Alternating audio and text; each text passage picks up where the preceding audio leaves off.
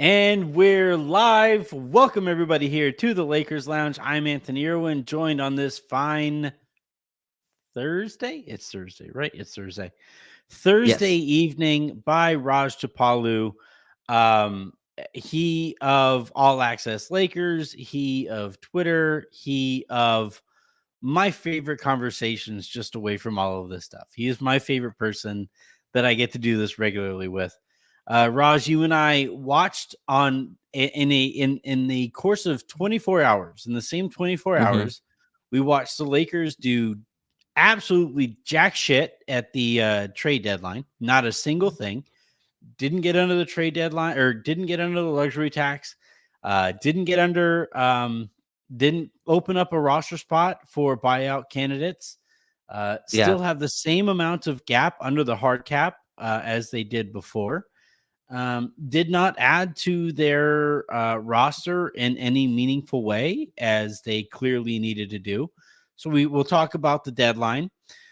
In that right after that deadline, we threw straight to the Kobe Bryant statue unveiling, which you know, had its great moments, right? I thought Phil Jackson gave a great speech, had some great stories Yeah. there of Kobe challenging a 37-year-old Michael Jordan to one-on-one. I felt like I took a bit of uh a stray there where he was like Phil Jackson was like, yeah, a 37-year-old Michael Jordan couldn't possibly contend with a 20-year-old Kobe Bryant. I'm like, I'm 37. Hi, I'm over here.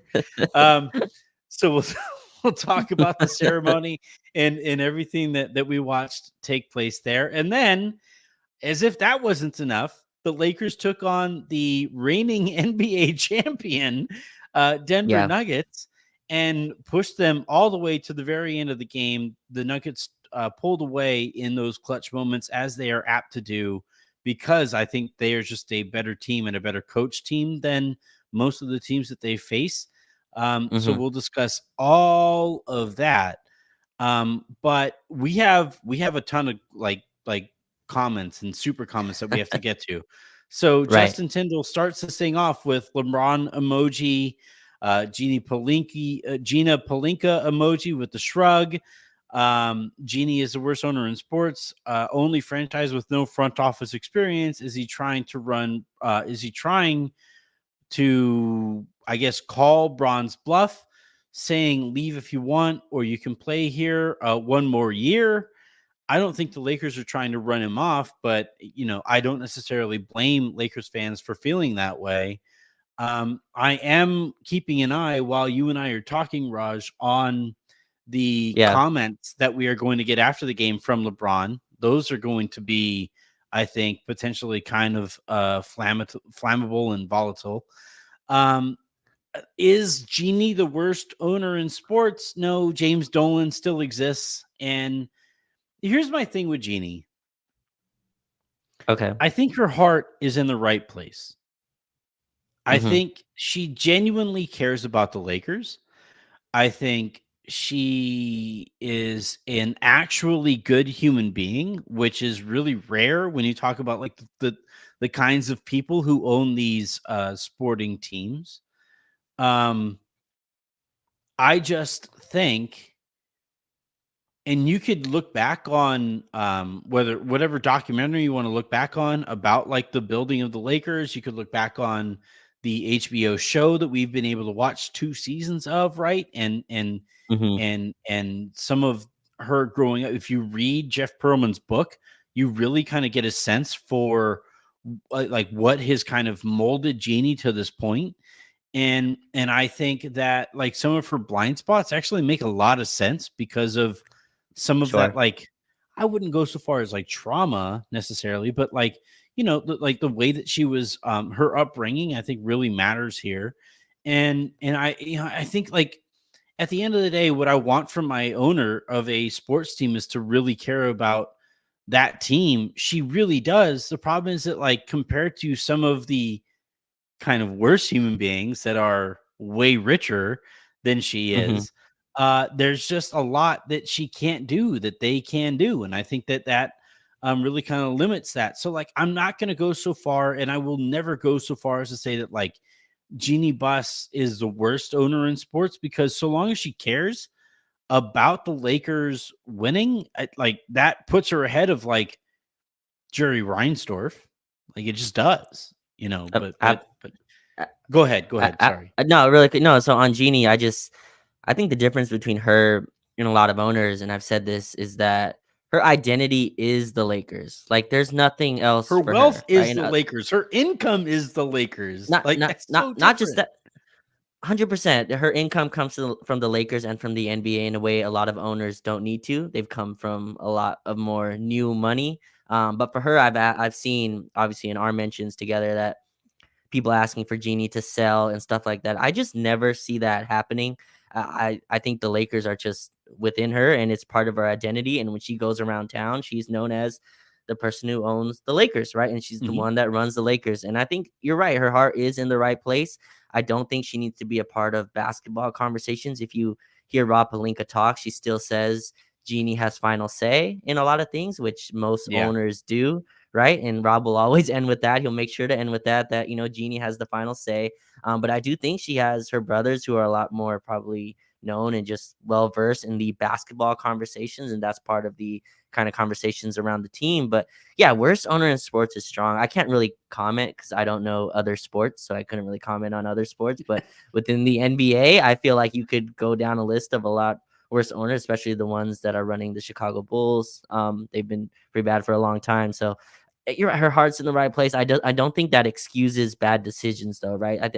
I feel like just because your heart's in the right place doesn't excuse some of the bad decisions. The Alex Caruso stuff, whoever you want to put the blame on, that has kind of lent more to ownership decisions and stuff like that. But yeah, worst owner in sports is really tough. That's a tough bridge for me to cross too, for sure. Now, what I would say though, like so, Rude Street Collectibles with a smart comment here. You can care and be inept, and Sure. I said that she has her blind spots, right?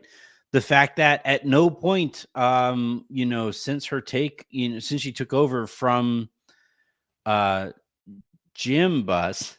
I'm sorry, all the J names always kind of blur together to me sometimes. But since she took over from Jim Bus, she employed Magic Johnson, a close personal friend, and she tried to employ Kobe. Kobe turned down the position and said, well, no, I think this guy who stood next to me for long enough is actually a good idea for you here. That was Rob Pelinka.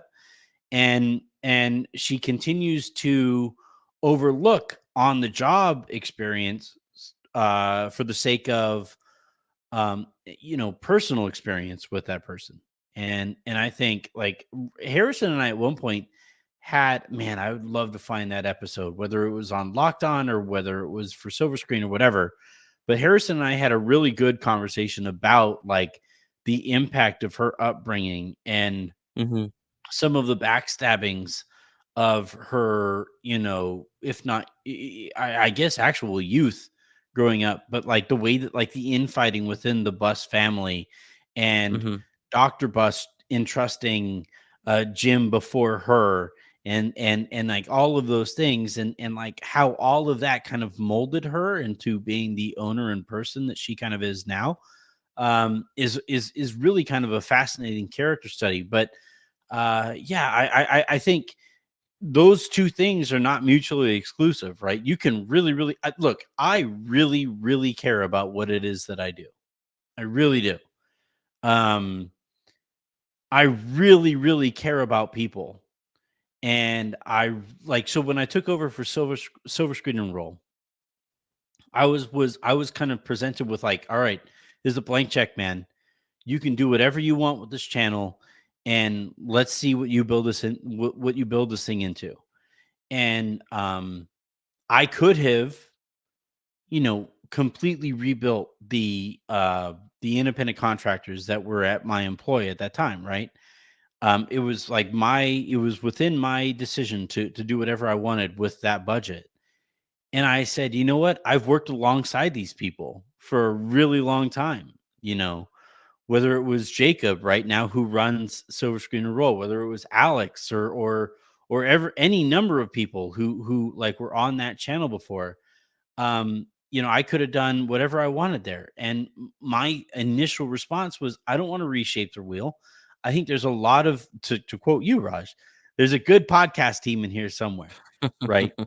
And Sure. essentially my thing was like, I am going to add on the margins here while keeping this, like, the core of this together, because I really truly believed in the talent that Silver Screen and Roll had built up to that point, right?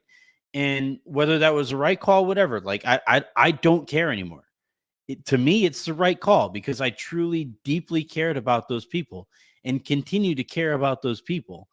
And I think that's kind of the same thing that, like, Jeanie kind of falls into, is like, I want to believe in the people first and hope that they make it work, and allow me to kind of like make my decisions easy for me. The problem Yeah. is the people that she is entrusted to this point, one, Magic, right, left to tweet, and the second one, Rob Pelinka, apparently, like, is pretty clearly, I think, over his head, over his head. I think we can kind of say that, and it puts the onus back onto Jeanie, because those people have kind of sort of failed her, and like, those blind spots, like, they are still there, but I don't think it makes Jeanie any worse of an owner per I se. I I don't either. My last thing on Jeanie Buss, I think if a lot of people have joked. I don't know if you made this, but a lot of people joke Lakers are a like small business, right? They're just a family owned business that's running on the side kind of thing. But I think No, Jeanie not me. I've really never made that joke. That but joke. That I joke. think but I think Jeanie really like takes that to heart in terms of the Lakers being a family, right? You hear her on any of the shows that Yeah. she's done in the summer. She talks about how the Lakers are a family. We are a family first. Everyone who works for the team, and think about it with the Kobe stuff and the Palinka thing. Palinka stood by Kobe Bryant for how many years, being his agent, being his friend, right? Being, I believe, one of the godfathers to his daughters. Like, that's a guy that has been around for a while that she entrusts. And you talked about the trauma when she's growing up. Think about this, Anthony, the trauma of bringing in Magic Johnson, who she calls a brother, right? Like, she grew up basically with Magic Johnson, who was in the family, was inside, was in all the interdealings of the team, and then leaves, Anthony, and goes on a just tirade on First Take of just burning everything down from the outside, calling out Mhm. Rob Pelinka, saying he backstabbed him, that Magic, calling Magic never being at work.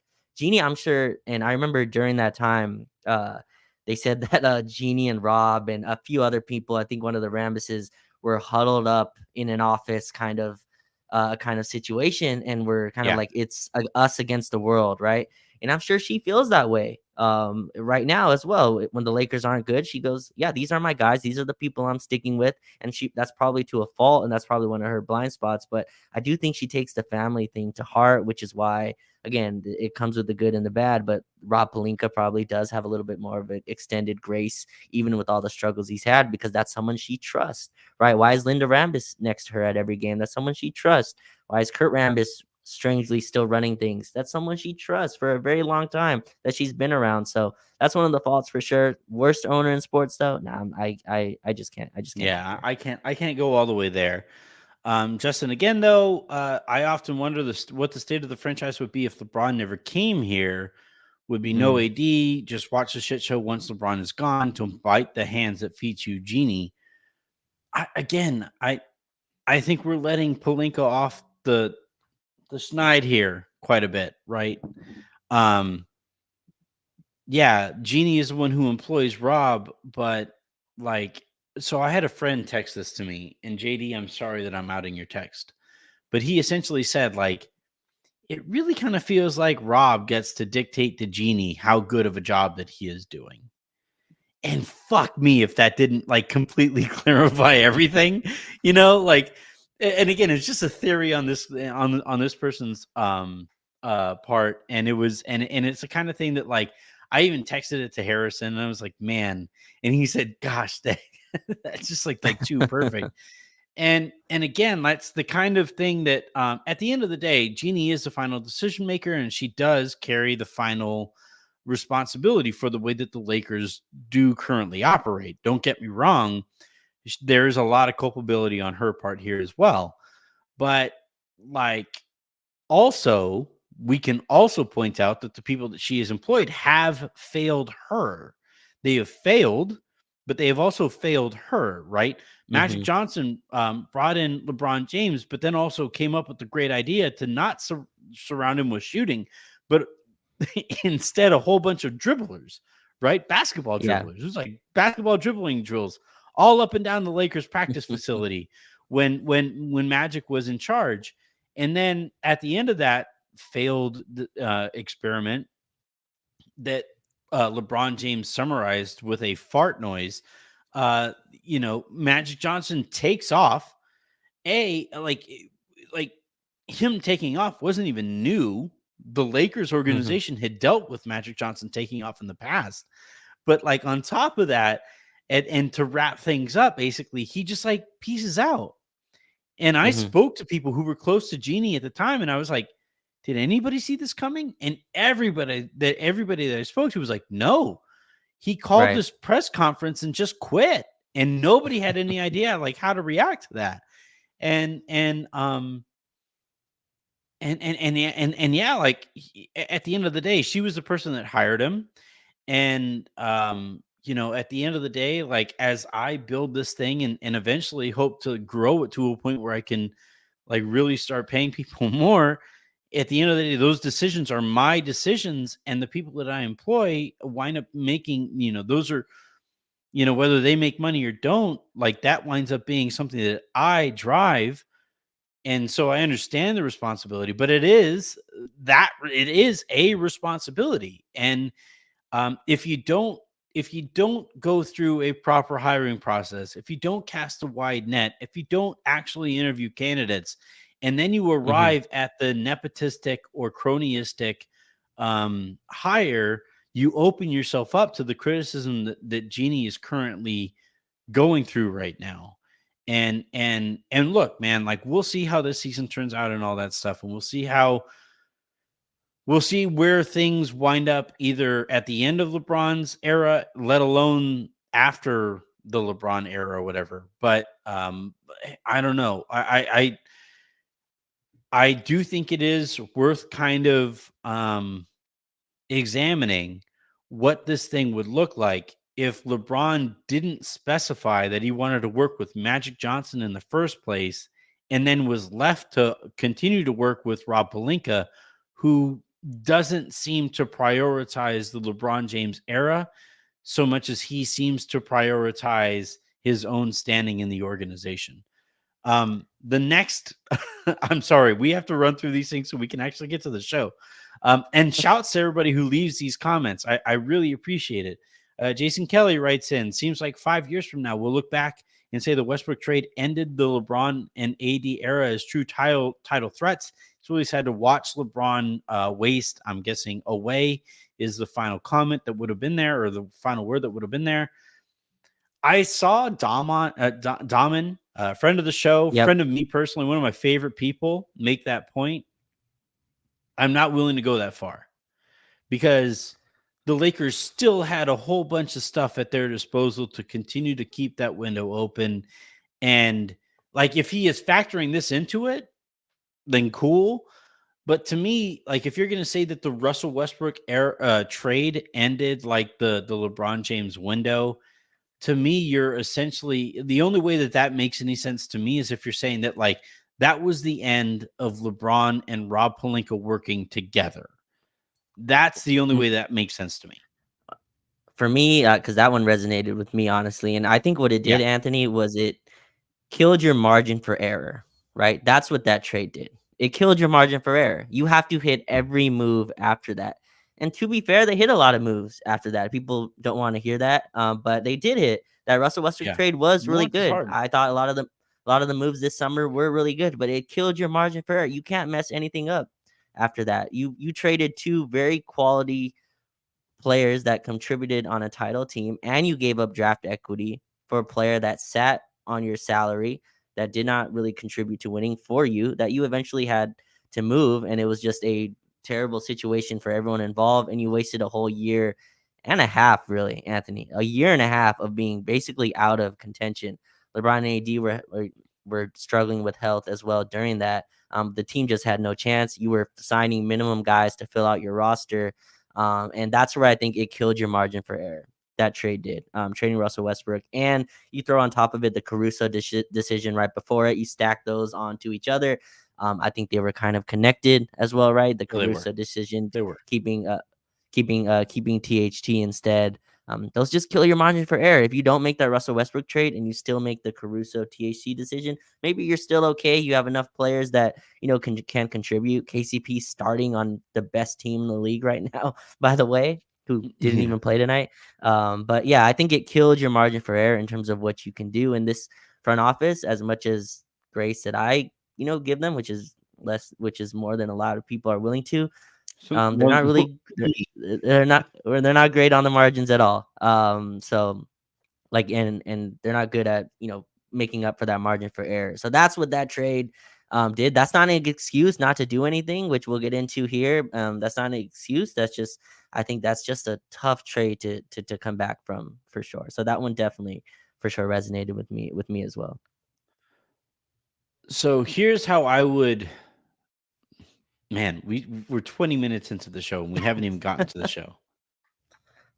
Tell you what, I'm gonna leave that to the end of the show. I'm gonna leave like my retelling of that experience from the way that like from my vantage point to the end of the show. Inside the kitchen, Basho, huh? Yeah, yeah. Well, I'll show some sausage. Not. some of the pans, Whoa, Whoa, pause. No. the pans, Yeah. yes. No, we're making it worse. Basho writes in, I love Kobe, but the statue is hideous. His nose is too big. It's like off-putting. I can't like not look at how big his nose is in that thing is. Look, at the end of the day, as Vanessa said, if you don't like the pose, right? Tough, You know, tough. tough shit. You know, Mm-hmm.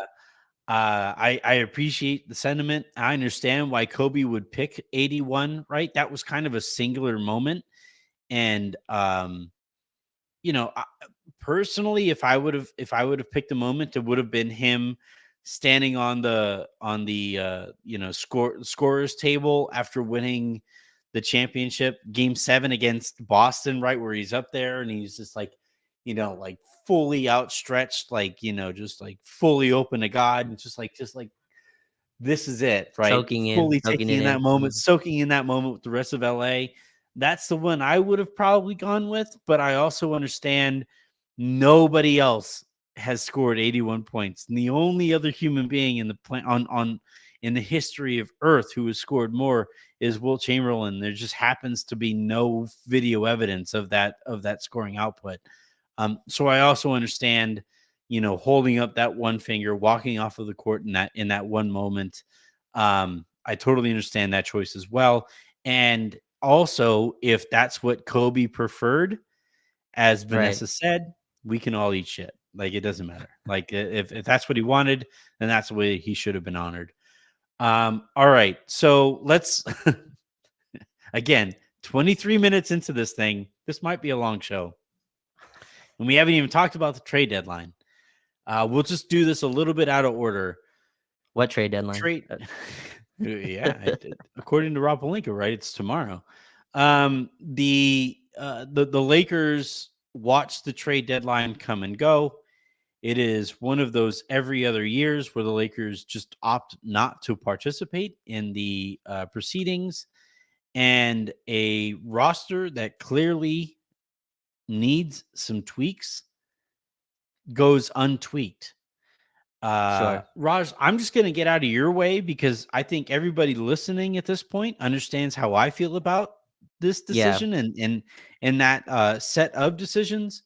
What I will say before I promise I will get out of your way.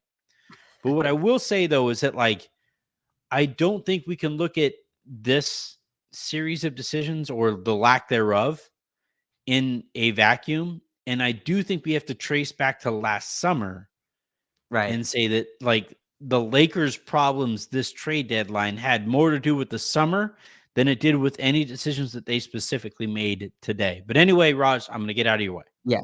So as you know, and some others, I've been in a process of a move. So I've been moving to a new home, and I get it from all the players' standpoint. Like moving sucks. Like D'Angelo Russell, Austin Reeves, Rui Hachimura, all those guys are in the situation of they could have been moved. So I know how moving sucks, and it must have been tough for them. But I guess Palinka probably listens to your show, Anthony, because I remember I was telling you that maybe to think about trading D'Angelo Russell, just maybe think about it, and he eventually, I I will guess, say thought that the about Lakers it. freaking hate me. Like, they I will say that, like, from what I have heard, the Lakers just completely cannot stand me. no, But but anyway, but I think the point is from last summer, and look, I try to put on the front office's shoes because I think nobody else does. Everybody just looks at the shoes and throws them out the window. I try to at least dip my foot in and see what the size of the shoe is and try to fit it to my foot. But I think how the front office looks at this, and people can accept this or not. They kind of had their trade deadline last I'm summer, sorry. or they had No, I'm sorry, what? Raj. I found a comment that I apologize for. No, not that one. Anthony's statue with him Oh my showing god. sausage. God damn. Oh my god. Oh man. This is a Anyway, PG. This is a PG show. all right. Sorry. Go ahead, Raj. No, no, no, no. Dang it. Yeah. Oh man, that took me off my course.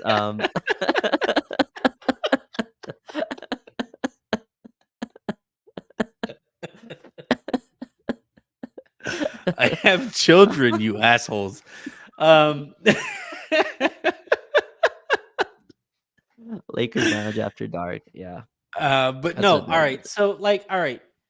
You're saying that, like, like Rob has previously listened to either like to my show or to points that you Yeah. have previously made. That's where you Well, left yes, off yes, yes, before. yes, yes, yes, yes, yes. Rob has previously listened to me advocate, not fully for not, making the trade, to just think about it. Not, and I'm surprised these comments came out, right? Where they said Woj came on ESPN today and said D'Lo's recent play has kind of changed also their mind in terms of what they wanted to do with the moves. And I don't buy that as such. What I buy, Anthony, is that this summer, Rob Pelinka and the whole brain trust that you have others have said you can count on one hand, but I won't get into that. But the Lakers brain trust was able to kind of find out that this is the team they wanted to go with. This is the team they wanted to invest in, and they did. They went and invested in Rui Hachimura. They went and invested in Jared Vanderbilt. They gave Gabe Vincent a multi-year deal. They paid Austin Reeves his 4-year deal. They went and got Christian Wood, who was obviously an AD not merchant, but an AD kind of advocate player as well.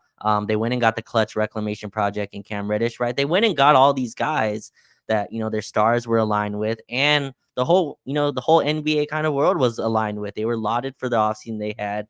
I know me and you had disagreements about the Mo Bamba and Malik Beasley kind of situation, but that was seen mostly as a marginal kind of situation where that kind of killed their margin for error. But I think they saw this as this is a team that was supposed to be good, and they're not, right? And the reasonings for that, there's a ton. There's some coaching malpractice within that. But I think their point of view is we're not giving up draft capital to put up margin to give this specific roster a marginal upgrade.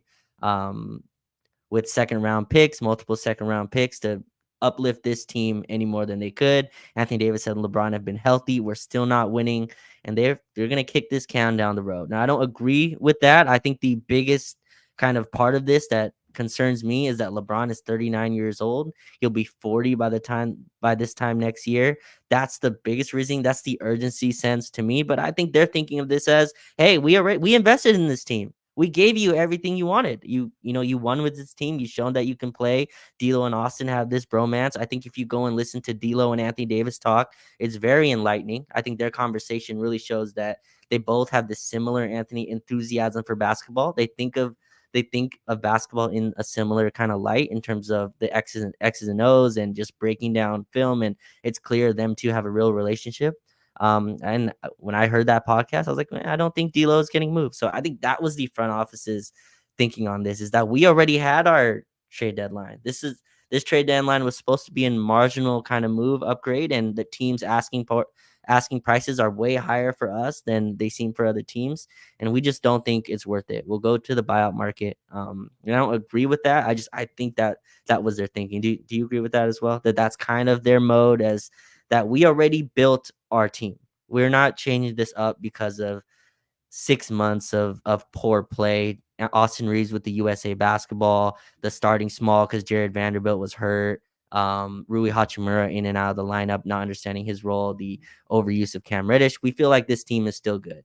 We feel like this team can still play well. We're seeing it the last few weeks. D'Angelo Russell has found something. Like I think that's what they went into with this, and they're coming out the other side, and people are upset that they didn't do anything. I think in their mind they're like, we did something, we just did it 6 months earlier, and that's how they feel. I feel like you're about to yell at Rob Pelinka through this. The idea that a front office would go into a personnel adjustment opportunity and say, like, we did our work months prior, just feels like a very short-sighted approach, if that is indeed how this worked out. The thing is, though, I don't believe that that's actually their approach. That wasn't their approach to this. We know that because that they, as part of their negotiations with D'Angelo Russell for the contract that he's currently on, asked him to waive his no trade clause months ago. Right. So, like, all of the spin that we've been getting, right? Woj was on there saying this for him, and then, like, look, like, maintain your access, but like, all of the whole, like, D'Angelo Russell has really shown something to the Lakers, and that the Lakers don't want to trade him now because of the way that he's played in the last month or so. It's all cap. Like, it's all nonsense. The idea that, like, the Lakers would somehow overlook him being benched by the Brooklyn Nets in the playoffs when he was a Brooklyn Net, him being benched by the Minnesota Timberwolves when he was a Minnesota Timberwolf in the playoffs, and then him being benched just months ago in the Western Conference Finals after the opposing head coach told the Lakers that he was going to put D'Angelo Russell in a spot where he was going to get him benched. The idea that, like, the Lakers would overlook all of that larger data sample and now decide on the fact that, like, oh yeah, with the last, like, few weeks or so, they have to keep the guy. Like, it's good spin. It's a good way to, like, tell the guy that, like, now all of a sudden they believe in him, and heading into an offseason where they can't lose him for nothing.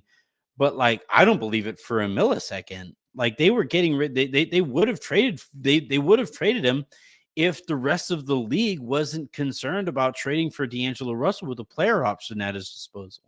So, like, Sure. I understand where that would potentially be coming from, but that just doesn't track with their own process that that they have made kind of publicly available through their own actions and through my own conversations with people close to the organization and around the league. Like, that's just I look, I think the Lakers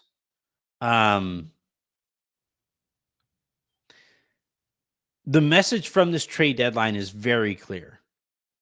And it's the same message that we had last trade deadline. It's the same message that we had the trade deadline before that, when they wouldn't even trade Russell Westbrook after finding out that it was definitely a disaster, right?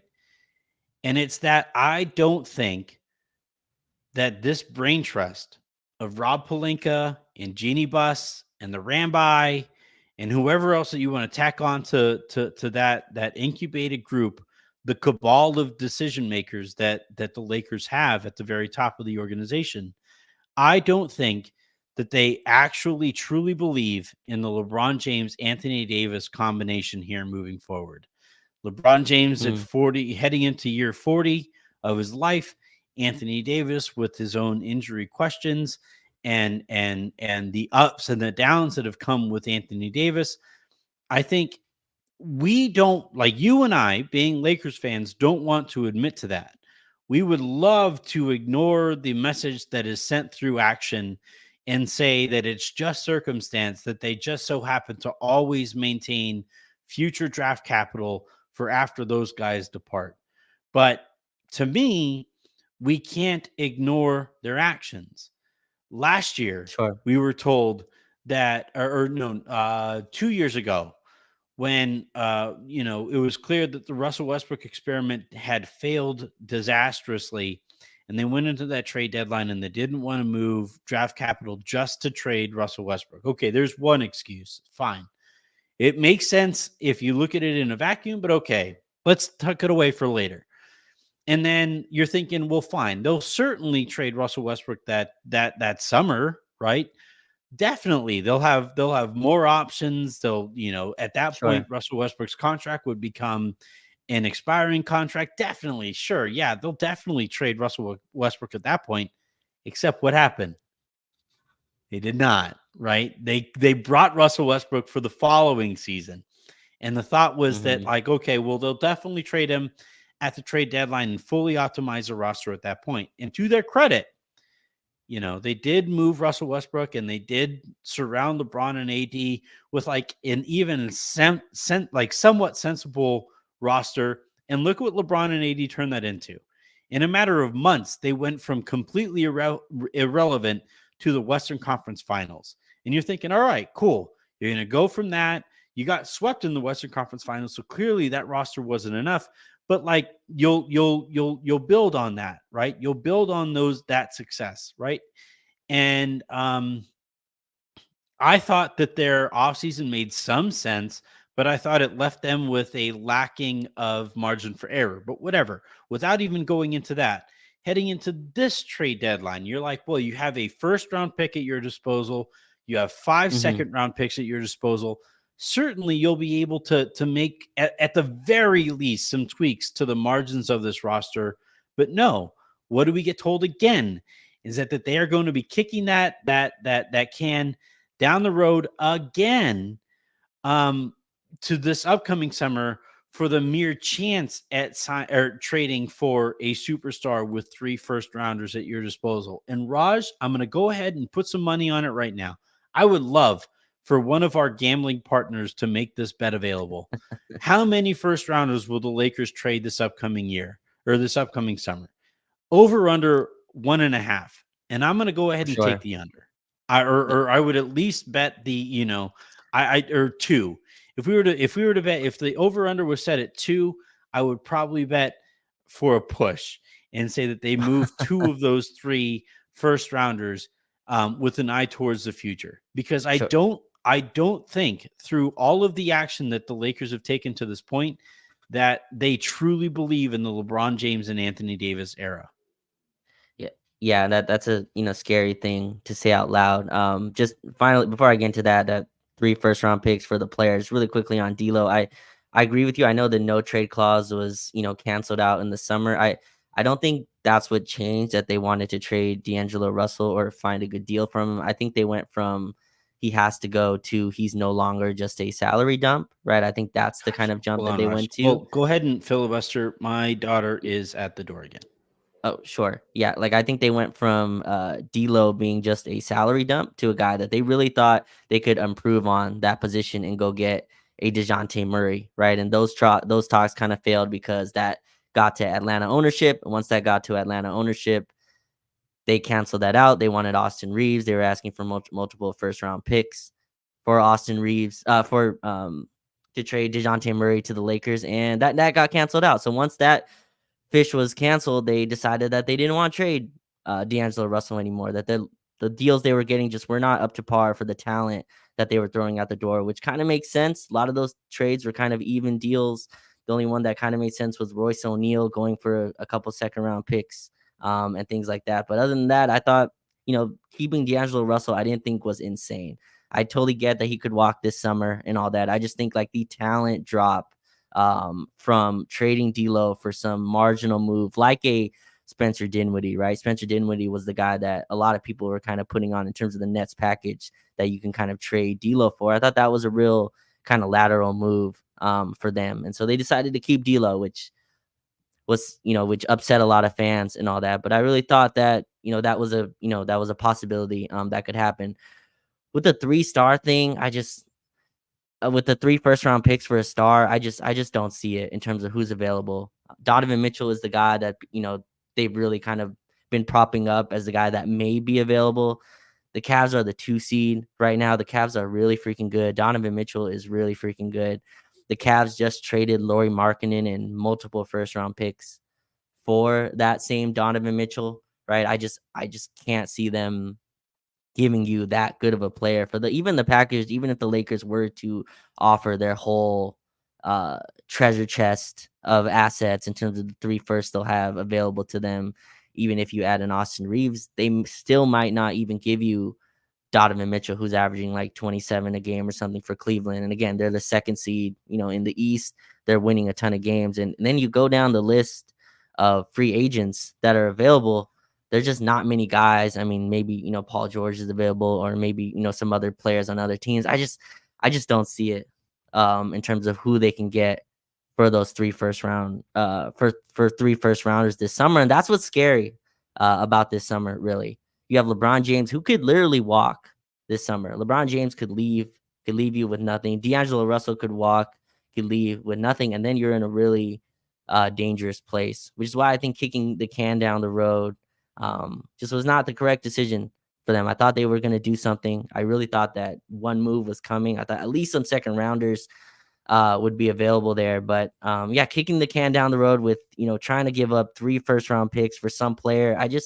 Anthony, there's no one available this summer to me that's even Donovan Mitchell. I just don't think will be available for what they gave up to get him. And then you go down the list from there.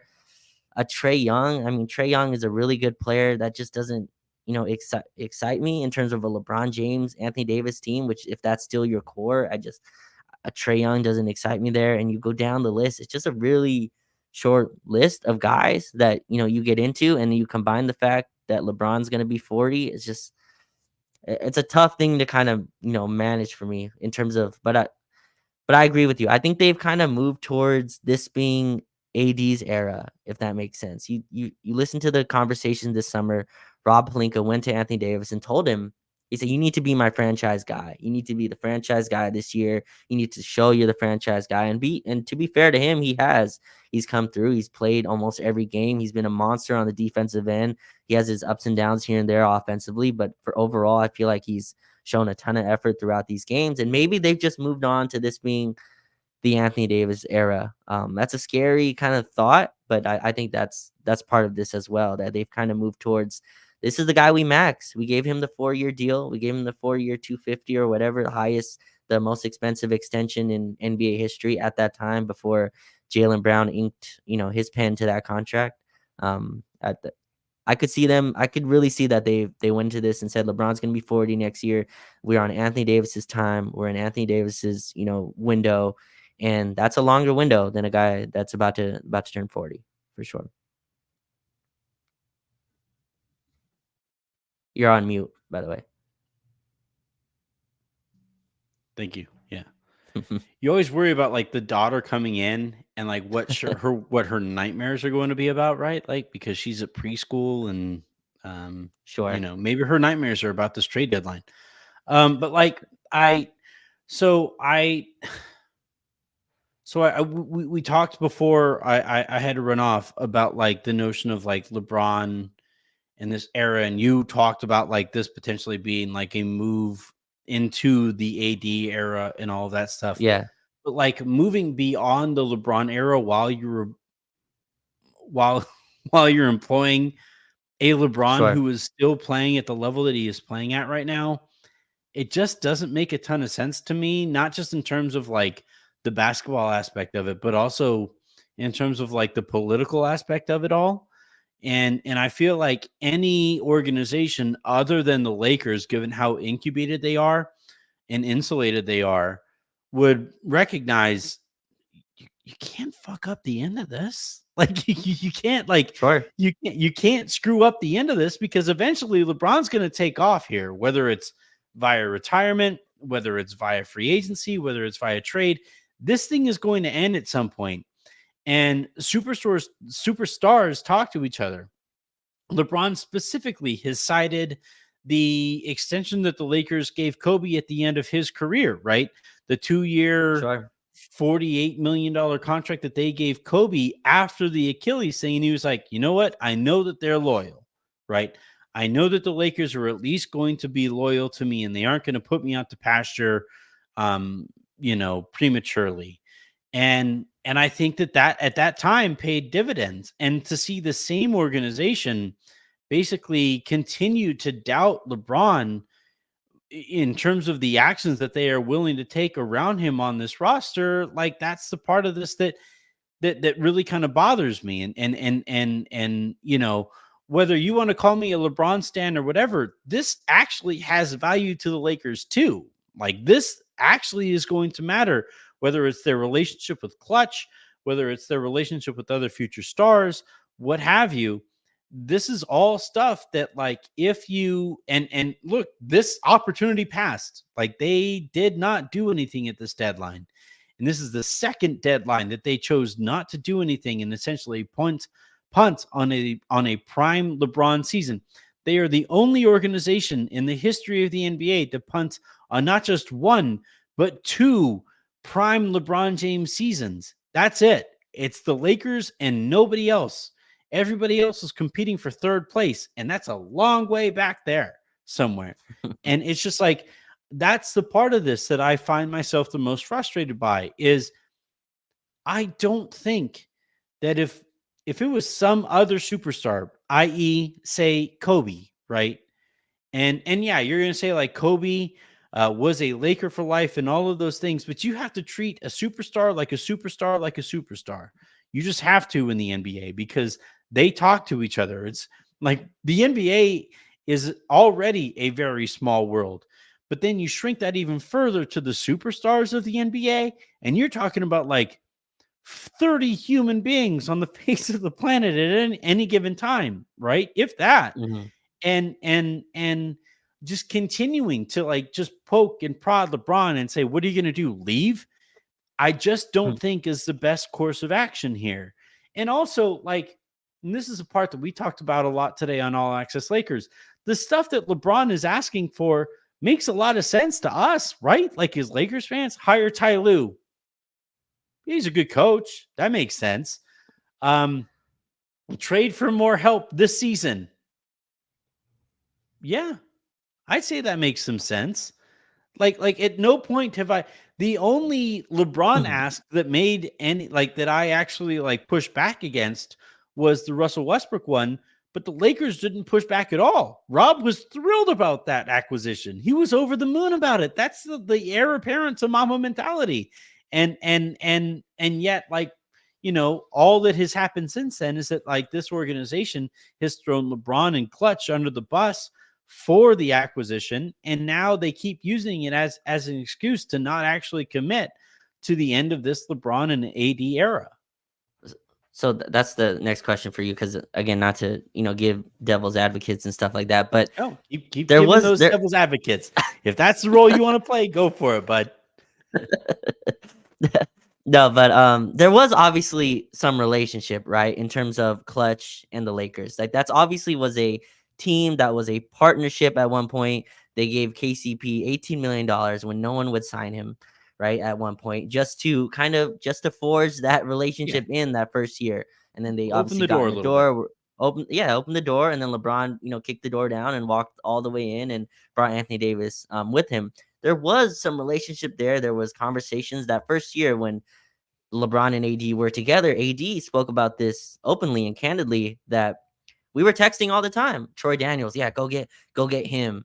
Danny Green, oh yeah, go get him. JaVale McGee, yeah, I need a big man next. I need another big next to me. Go get JaVale McGee so I can play with him. There was this relationship, and where did that divide come? Because obviously there was a divide. Ross. It feels that's what I was gonna say.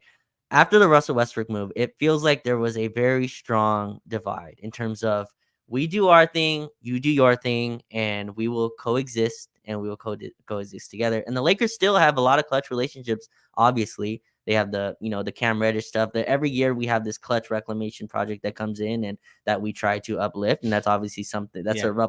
that's a relationship that they are obviously continuing on. But I think that's where the struggle is, and maybe they're just done with like wanting that to be a full relationship. There's always power struggles. New York is going through this with CAA right now, right? In terms of all their clients are kind of CAA clients, and it's kind of worked out because they're winning and they've become really good.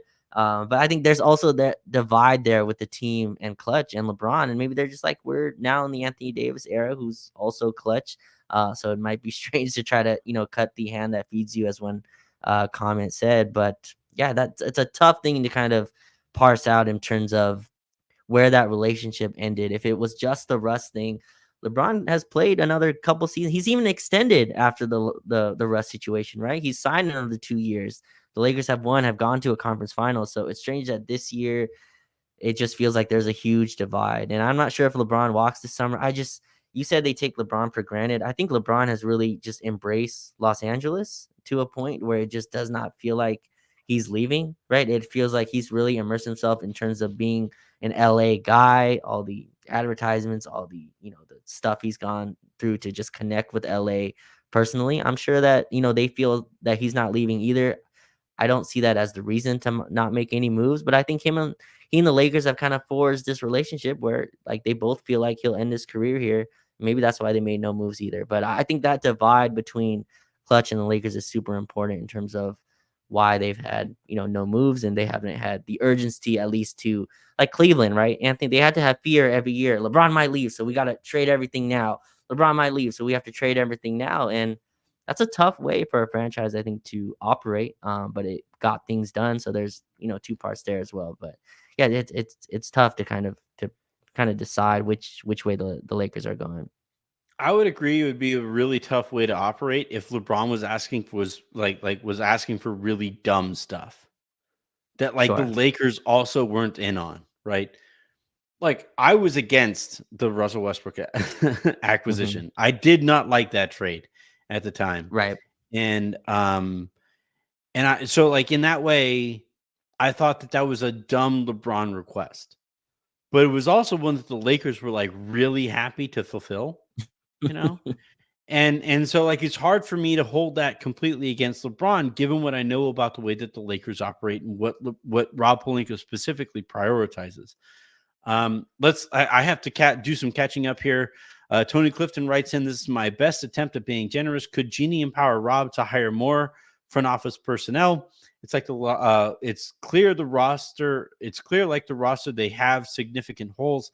The Lakers do not currently employ a general manager. That is Rob Pelinka, and it is a thing that I have been like banging the drum for is kind of adding some more intelligent people to the front office in terms of people empowered with making decisions or impacting those decisions. uh, Rob Pelinka operates, it seems to me, very much like who was the Portland Trailblazers GM before this one, who got fired kind of unceremoniously. Gosh, I forget his name. Oh, He right. was also with the Yeah. Clippers. But essentially that GM, Aaron has talked about that GM a lot in the past, and the way that GM would really kind of silo himself off. And O'Shea, thank you, Matt. O'Shea. Hmm. My friend of the show, Matt Moore, is watching right now and helped us out here. Thank you very much, Neil O'Shea. Um, walled himself off completely and made those decisions kind of unilaterally, and it made it so that and then held everybody else accountable when those when those decisions didn't go very well. And I think that's kind of what we're seeing here with Rob Pelinka, where based off of how I have been told the way that the Lakers operate, especially during these kind of big decision making cycles, he fields a lot of information from a lot of people, and he does like have a lot of these conversations with a whole bunch of people that kind of protect himself from like full onus, right? Like if he didn't talk to anybody, you'd be like, well, who made those decisions? You'd be like, well, it was just me. Okay, cool, you're gone. Whereas like it'd be like, hey, what went into these decisions? Well, I talked to the scouting department, I talked to the drafting department, I talked to the European Hmm. scouting department, I talked to the NBA scouting department, and this is where I arrived at or whatever. But anyway, so he'll field all of this input, and then he will kind of silo himself off and he will make these decisions kind of on his own. And when it's just the singular person making those decisions, you put yourself at an inherent disadvantage when you compare yourself to like other front offices where you have freaking armies that are supplying you that information and helping with legitimate input on those decisions. But the thing is, I don't think that Rob Pelinka wants the further input on those decisions because it complicates things, and I don't think he really wants the the feedback in a way that really might impact whether or not the decisions that he wants to make get made or whatever. So yeah, I think it's a flawed process that the Lakers have here, and I think it's why the Lakers continue to make the same mistakes. The Lakers, like we look at like the Caruso thing, right? As like I think kind of the greatest like unforced error of their time, Mm-hmm. where they didn't have to make a choice between him and THT and then also chose the wrong guy, right? That was kind of how that came to play out. Right. And like we look at that as like the kind of the Russell Westbrook trade is the one that, is the loudest one or whatever, but I kind of got it. I won't say that I kind of got it, but like there was an explanation for it, right? You bring Sure. Russ in, he fits well with AD on nights that LeBron wants to take off. That Russ and AD would work out, and that team would be able to function at a higher level on the non-LeBron nights or whatever. The problem was that like Russ and LeBron just never really meshed, and things went the way that they did. But Alex Caruso is not explicable in any way whatsoever, right? Not only did you choose the lesser of the two players between him and THT, but he was also willing to work with you in terms of the contract and is now signed to one of probably the best value Yeah. contracts in the NBA right now. So, like, when you talk about like unforgivable sins, right? That's the one that I kind of land on, right? And um as that mistake was being made, the input that I was getting at the time was, yeah, Rob just doesn't see the value there. He just doesn't that like he doesn't see what everybody else sees in Alex Caruso, the basketball player, and thus is willing to forfeit or forego the luxury tax implications of bringing Alex Caruso back, right? And Yeah. there was a lot of input that went into that. But at the end of the day, that was a Rob Pelinka decision that we never hear about. It just never gets brought up. Right. And that's the part that kind of drives me crazy is when we talk about Rob Pelinka, we just ignore stuff. We just like certain stuff just didn't happen with him. And a lot of it has to do with his links back to Kobe. A lot of it has to do with his connections with Jeanie and the protection there. But I just don't think the guy is a very good NBA decision maker. And I think we just went through another decision making process here that implicates him. Yeah. I think, you brought up all the, sins of the past. I always say the one that hurts me the most is the Zubac trade, which you didn't even get into, but that's the one to me. Yeah. That was the zoo for Muscala. That one hurts the most. That one had no reason. Muscala wasn't even playing for the Clippers at the time. And Magic Johnson went ahead, and well, at least the reporting was that Magic Johnson went ahead and foregone to go with that trade. And I think the part with Rob Pelinka, because you just went into kind of all of his struggles, I think the part that kind of gives him the most grace is that, again, I spoke about this earlier, that Magic stepped down. I've never lit a torch before, but like lit a torch to the organization and tried to burn it down, Yeah. and Rob Pelinka not only threw water on it and kept the house up. Anthony, he went and won a title. They went and won in 2020, like right Mhm. after that, right after he went and tried to burn What it all happened down. after that though? They had a they were 23-4 to start that next season in Uh-huh. 2021. Yeah, Uh-huh. so I'm gonna and then LeBron gets Solomon Hill rolls into LeBron's leg. And then they, torpedo down from there. But Well, they before brought in that, Marcus All. Remember, they yes, brought in Marcus All, who was an awesome, who was acquisition amazing. who made a whole bunch of sense, right?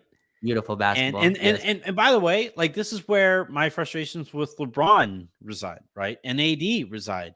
Is Mark was playing incredible basketball for that team before he got Oh, COVID. it's And incredible. like Marc Gasol, in my entire time watching basketball, I am 37 years old. I've watched all of LeBron James's career dating back to when he was in high school and beat the shit out of Mater Dei at a game at the Long Beach Pyramid that I attended.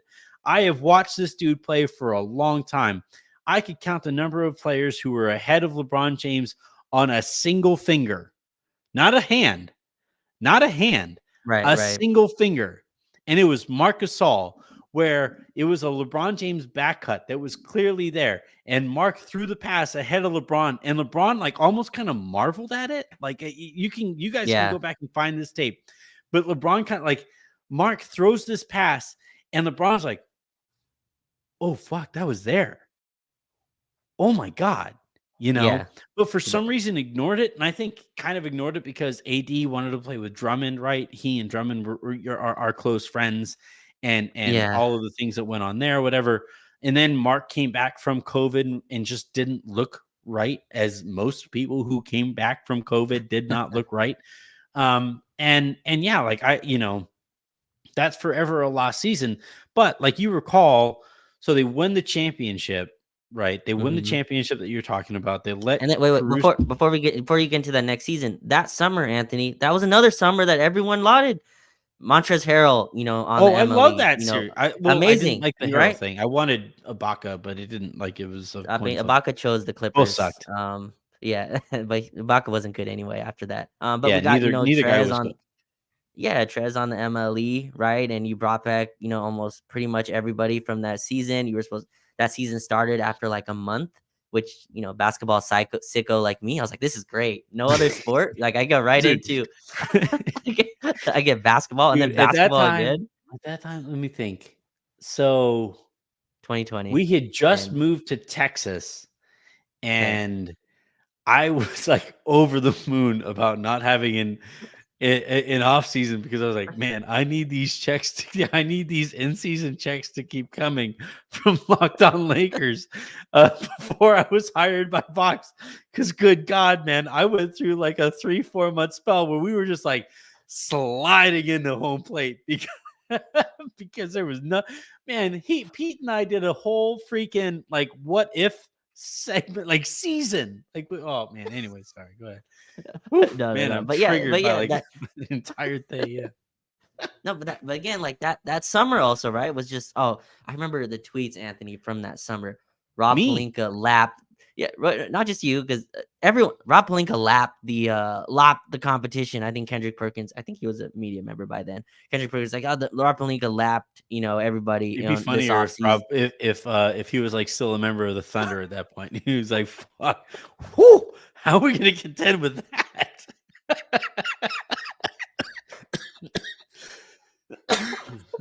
That's definitely a He's Kendrick like, Perkins thing.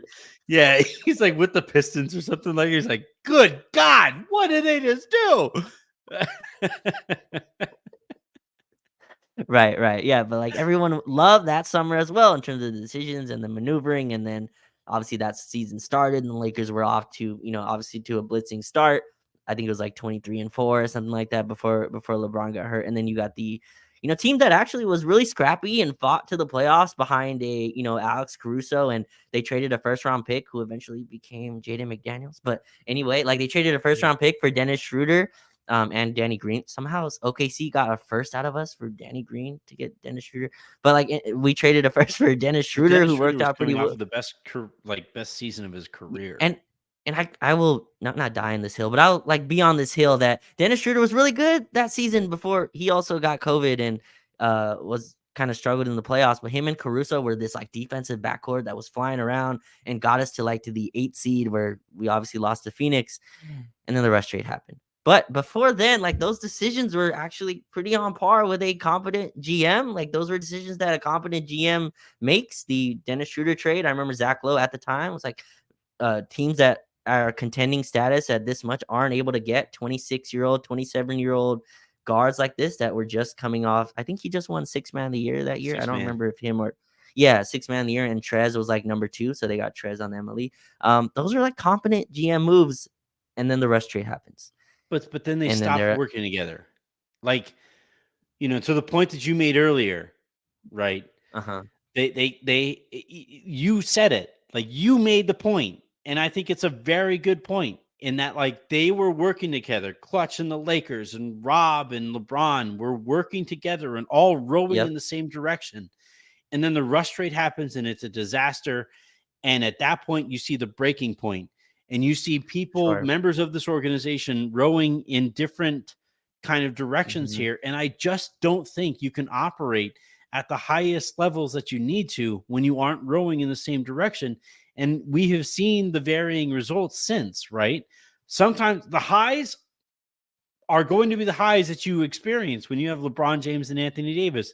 Man, that series against the Warriors was some of the best basketball, most fun basketball that we are going to watch. Like, that was so Yeah. much effing fun. I made so much money off of that series. And then after that, or before that, you had the Memphis one where it was like, the Lakers turned John Morant, the most exciting athlete on the perimeter that the league has to offer, into a floater merchant. He wouldn't go within 15 feet of the basket. And like, that's the thing, is that, like, the Lakers are so capable because they have LeBron James and Anthony Davis.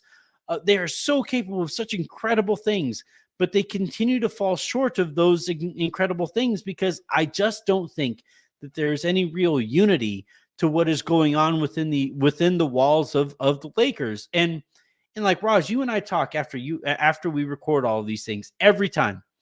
You'll Mhm. keep me up until 3 o'clock in the goddamn morning, knowing that I have children, you monster.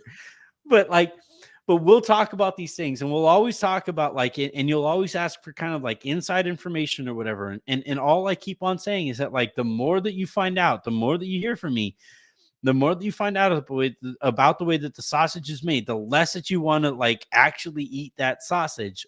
I'm sorry to everybody who's like continue to keep bringing images of sausage to the show. And this is exactly what I mean, is that, like, the process that goes into these things, and the things that I hear about the way that the Lakers operate, and the things that are, like, prioritized within the Lakers walls, it drives me absolutely insane. And like,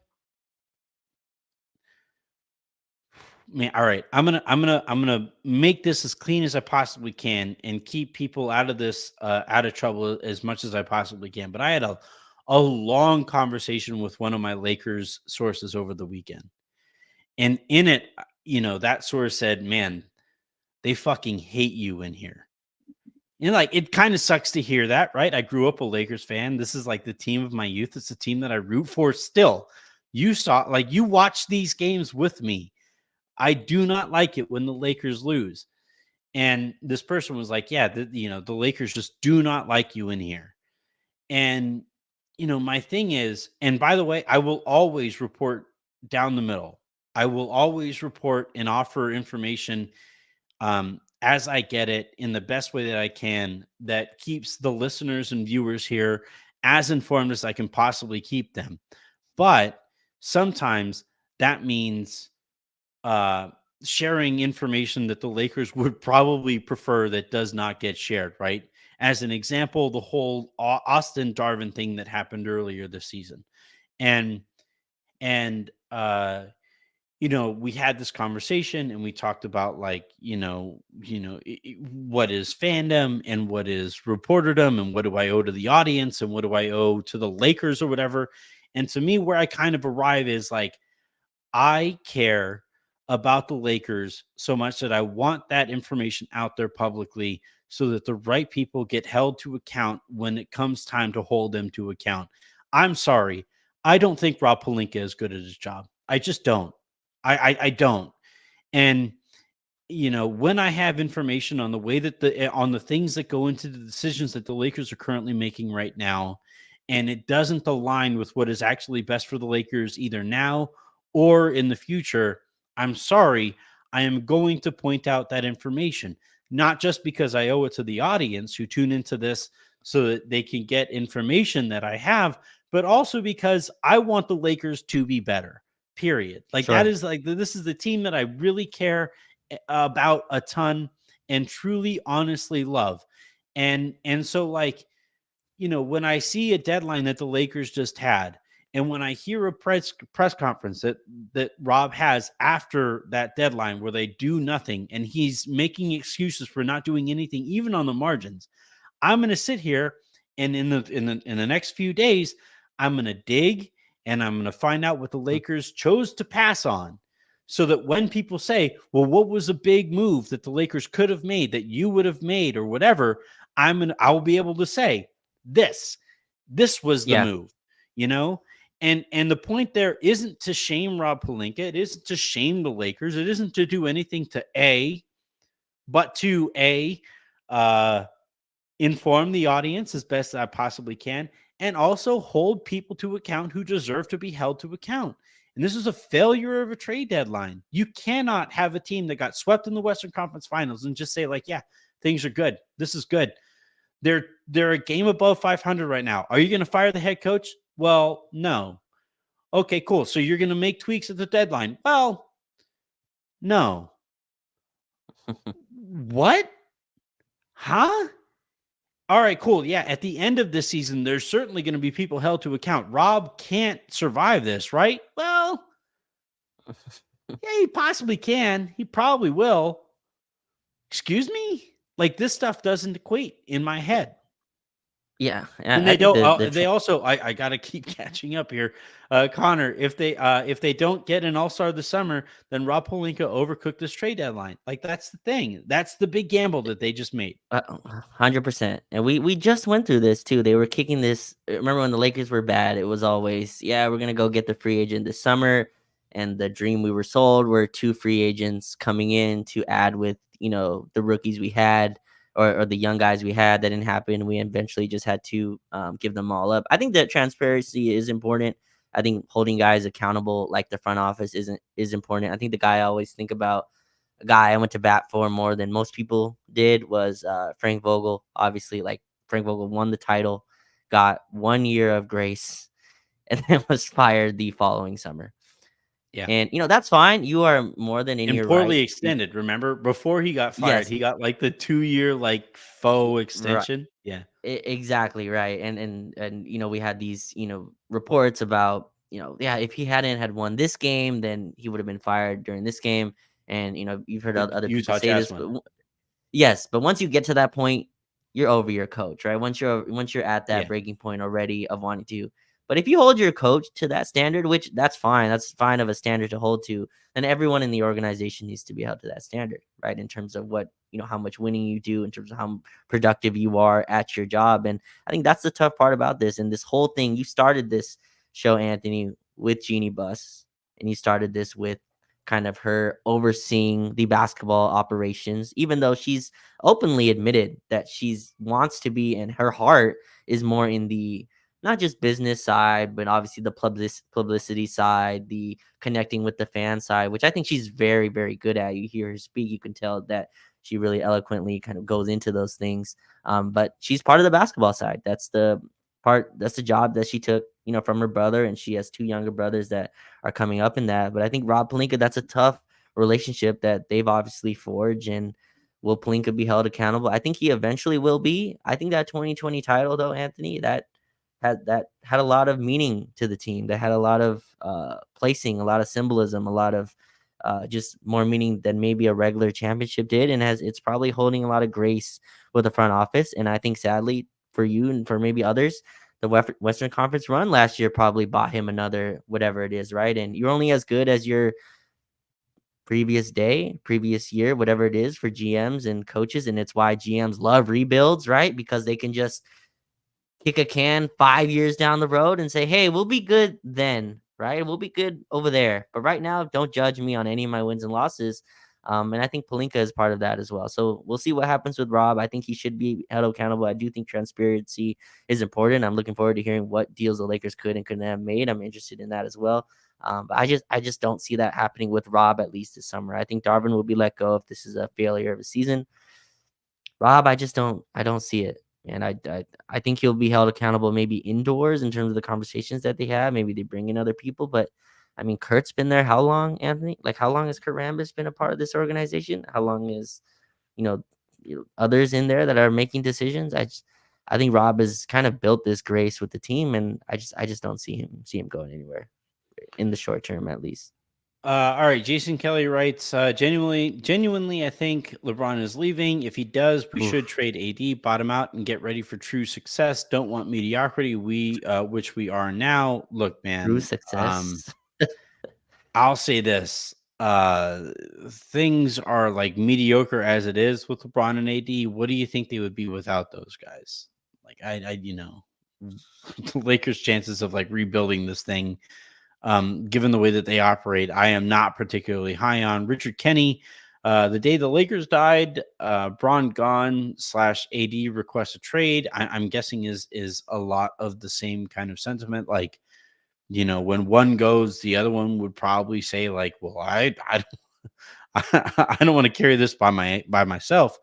And I would understand the sentiment. Um, I want to quickly touch on the Nuggets as we watch them, and I know that we are late into the show, so we'll only spend a few minutes on this. But you made a note while we were watching this game of how easy it looked for the Denver Nuggets to kind of dispatch the Lakers when they absolutely had to, right? Kind of toyed with them, they looked fine, and then especially at the very end of the game, the Nuggets went on that 8-0 run and it was just over. And there didn't seem to be very much that the Lakers uh had to say about it or could have said about it. Yes, the Lakers were missing some rotation players, and then they lost another one in Max Chrissy over the course of the game. But you also had Skylar Mays play out of his mind. You also had Jackson Hayes play out of his mind. So, like, I'm going to go ahead and call it even there in terms of like capability from the Lakers on their own. But I do think that the Nuggets do kind of stand in for the culture that you and I have like been kind of indirectly hoping for here, right? Yeah. Like the way that they just kind of know, all right, they just scored there. Well, we'll run this set here. We don't need a timeout here to run whatever proper set. Like we will set people in whatever place they need to be put in to be able to run the set. We know what our bread and butter is when it's absolutely time to really kind of rely on the bread and butter. And I think that like when we talk about the frustrations that we have here with the Lakers, it's kind of sort of a perfect night to really highlight those things as we watch those frustrations really kind of take form in what the Nuggets are able to do, especially in these close games. Right. Yeah, it's a team that 100% knows what they want to run versus a team that's still confused and trying to basically find themselves on the fly. Denver runs when they're in trouble. They go into their set, which really like Jamal Murray and Nikola Jokic get a lot of the credit as they should. Anthony Aaron Gordon, I'm not sure there's a better role player that links their chain than Aaron Gordon does. Like he's is just the perfect back screener. Yeah. He's the perfect kind of dribble handoff guy. He's the perfect lob Defender. threat. And he just does all it's funny because I was watching this game and I was thinking he's exactly what we need Rui to be. Hmm. Aaron Gordon is not a jump shooter either, right? And we're always like, yeah, Rui didn't shoot well. But Aaron Gordon always impacts the game. He's always physical. And that's part of why Denver, like you could say, overpaid him a little bit, especially when they gave him the contract, was because to kind of let him just do all those little things and not have to worry about the contract. But yeah, Denver, whenever the Lakers were in trouble, they go to their middle, DHO action, dribble handoff with Jamal Murray and Nikola Jokic, with Aaron Gordon setting a screen on one of the two sides, either for MPJ to get free, or if we lost him a ton, it's usually KCP on the other side. Today it was Justin Holiday, but that's what jumped out at me, where that's when there's such a gap between two teams is when the other team is. I think Denver was up 15 at one point, and I told you on playback, I don't think they've played that well. Like I really didn't think Denver was killing or having a great game at all. Jokic wasn't even shooting well. Jamal Murray was having his stints here and there, and Jamal Murray had a huge fourth quarter because it's fourth quarters. Like that's just what Jamal Murray does every single fourth quarter. He hits clutch basket after clutch basket, step back jumper after step back jumper. And I think he made the All-Star game, but yeah, like Denver just knows exactly when they want to go to, and you just compare that. They came down one play, Anthony, and they got an Aaron Gordon dunk, and then we came down, gave the ball to Austin Reeves, and LeBron's pointing, AD's pointing, Austin's pointing. Right? You don't see that anywhere in Denver. Denver is just this. Everybody knows exactly what line they're supposed to be at, exactly where they're supposed to be. And I was comparing this. The Lakers are like, oh, this guy's pointing here, this guy's pointing here, Torian's pointing there. Jackson Hayes is on the floor because the Lakers are out of wings. So Jackson Hayes like, where am I supposed to stand? Jackson Hayes is standing on the dunker spot on one side, and they run a pick and roll, and Denver overplays it. They're in the paint, and I don't remember if it was a turnover or a tough Austin step back. And I was watching that. I was like, man, these two teams are so far apart. And this game being close is kind of impressive. Darvin Ham gave us A+ for credit for effort, by the way, today in his Yeah. in his post game. But Thanks, yeah, you watch Darv. these two. Yeah, sticker for great Yeah. effort. But yeah, He'll like you have an watch extra these. little emblem for his like little Letterman's jacket. He'll have one more little Yes. patch right there. Yes, A+ for effort. But you watch these two teams; they are so far away in not just coaching, and just the way their talent plays off of each other. It's so apparent. They're playing a real 5-on-5, where for us it feels like it's a lot of 2-on-2 or 2-on-5 sometimes, where two guys are really the only ones involved, and they involve everybody in their plays, and it's just a beautiful style of basketball to watch when they're not playing your team. But yeah, these two teams are really, really far apart right now for sure, which is sad to say with LeBron and AD both on the floor tonight. Where AD kind of, Anthony, was the best player on the floor tonight. I mean, you could argue he Yeah. was the best player on the floor for most of the 32, game. 9 boards, 3 assists, 7 stocks in this one, 14 to Yeah, 27 from the field. and just to show how just completely rudderless we are at sometimes, we threw Skylar Mays in the game, and then we just let him run the offense in the fourth quarter. It was just like, everyone's interchangeable, I guess. Here's Skylar Mays. Here's the ball. And he had some nice plays, had a pick and roll lob to AD to tie the game. I believe he had a floater in the lane as well. But it's just like, what are we doing here? This is fourth quarter. It should be LeBron on the ball. It should be LeBron as a screener. It should be inverted ball screens with Austin and LeBron. What happened to Austin screening for AD? Where did that go? That was good offense that we were running earlier in the year. All that stuff should be stuff that's implemented in the team that's been together long enough to have sets that don't need to be called out. Those things should be in the flow of a fourth quarter, and we still just seem so. This was the most frustrated I've seen LeBron just because LeBron was into it defensively. We were saying this on playback. LeBron was in his defensive stance on Jamal Murray. He was in his defensive stance on Yeah. Nikola Jokic. He was doubling at the right times. Everything was timed with precision. It's like, Jackson Hayes, you're supposed to help there. Oh, Rui, you're not supposed to leave MPJ there. And then Austin does the worst one, leaving MPJ in the corner to, try to rip the ball from maybe the best passer in the game, Nikola Jokic, who finds MPJ to That was really a killer. ice it. But yeah, these teams are so far apart, and I think you could see that frustration for sure in LeBron and AD as well. Yeah. The Lakers have played 53 games to this point in the season. They are 27 and 26, technically 54 if you count the in-season championship one.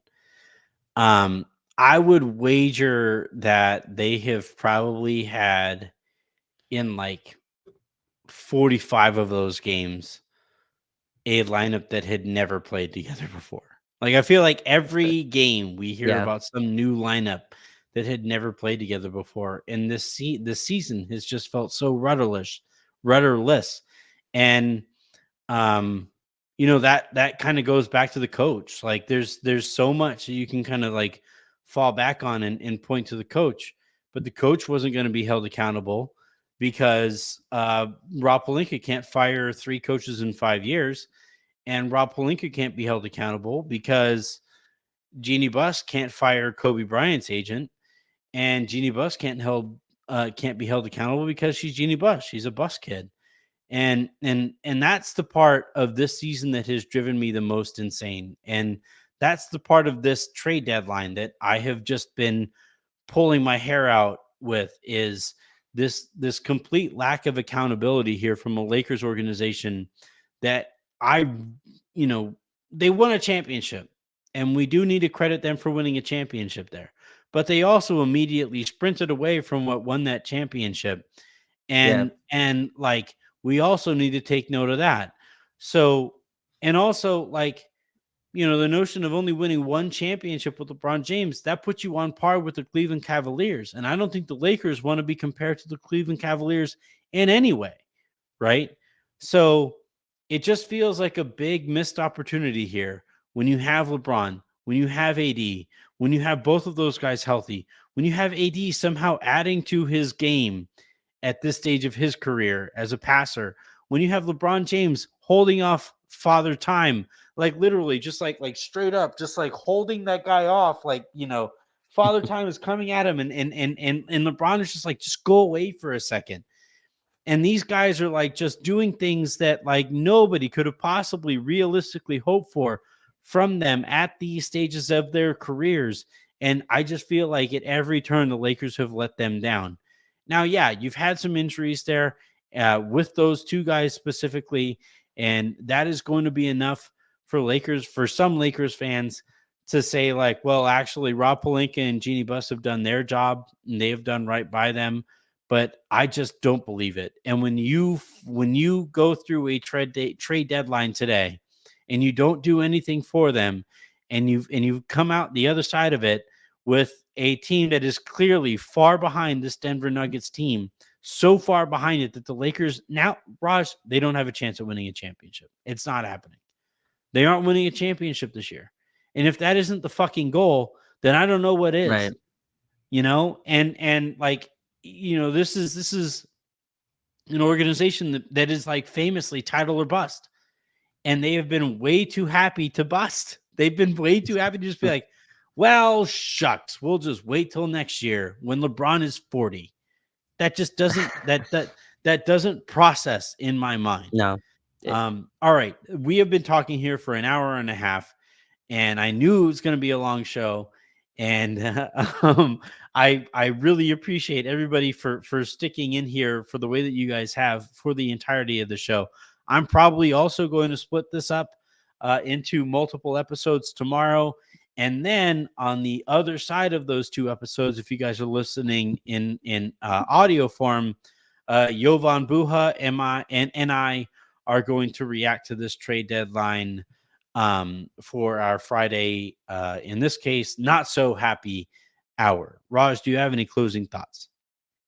Oh man, you said the Lakers won't, win a championship this season. You still got LeBron and AD, man. You gotta, Oh you yeah, hopefully totally. they get somebody on a buyout market. No, but that's a really sombering way to go out. I do think they are playing some better basketball. I thought there are some things that you can take from tonight. I remember, Anthony, my closing. No, I promise I'll be quick with this. But I remember, last year when I was on the show, with you before the Rush trade, and I kept using the word build, right? And now, people joke with me now, like, Raj, what are we building? But like I said that, like, that I wanted to be able to build something. And I thought last year that the second half of last year and to the playoffs, I thought they really did build something. I thought we built an offense that made sense. We built a defense that made sense, that revolved around AD, that was, rotating on defense and being chaotic with a guy like Vanderbilt. And I think that's the most disappointing thing to me. I think is like this season was supposed to be building on top of something that you were continuing last year, and they didn't. And the Lakers decided that failure was enough for them to not do anything. So that's my most disappointing thing is I wanted to build on this team, and maybe, who knows, with a roster that finally knows that no one's going anywhere, that maybe they're able to build something. But that's the tough part to me. It feels like we haven't built anything, and LeBron and AD tonight look the most frustrated I've seen them all season, where that frustration starts to build and you lose that effort. You're not going to get LeBron playing this hard defensively every night. You lost that game, Anthony. You lost the game. LeBron gave you everything he had on the defensive end. Yeah. That's tough. That's tough. That he's a human being. I know he's a competitive MFer, but he's also a human being to where I'm gonna defend this freaking hard, and we can't get over. How much did we score tonight? 104 points. We can't score more than 104 points. Like that's a really difficult kind of position for him and for AD to be. So hopefully, some things turn around. But it's disappointing that they didn't do a thing when every single other team was able to make something out of second round picks. We had 5 of them in the stash, and decided to stand pat. So Yeah. Yeah, it's a combination of several things, and there is certainly going to be plenty of time to examine all of them. Thank you everybody for tuning in the way that you did. Look, man, we have gained a following here on this show that I did not see possible coming into this trade deadline. Whether it was here on the YouTube channel, whether it was the podcast itself, whether it was my own Twitter following, you guys have been really checked in, and I greatly appreciate it. We have another fun episode here to wrap up the week tomorrow with Jovan. We had a great episode, I thought, here tonight, and a really fun conversation here, even if it was taxing with Raj here tonight. And we have an entire second half of the season basically to go through, where a whole bunch of people, I feel like, have a lot to prove, whether it's players who, the Lakers have invested in and are entrusting with the second half of the season, whether it is the coach, whether it is the front office, what have you. There is a whole bunch of reasons to check out the rest of the season. So I hope that you continue to do it here with us on or at the Lakers Lounge or in the Lakers Lounge.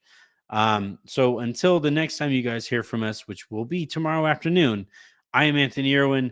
That is Raj Chipalu. Thank you a ton for hopping on. Please subscribe, rate, review, like, comment, all of those things, and we will talk to you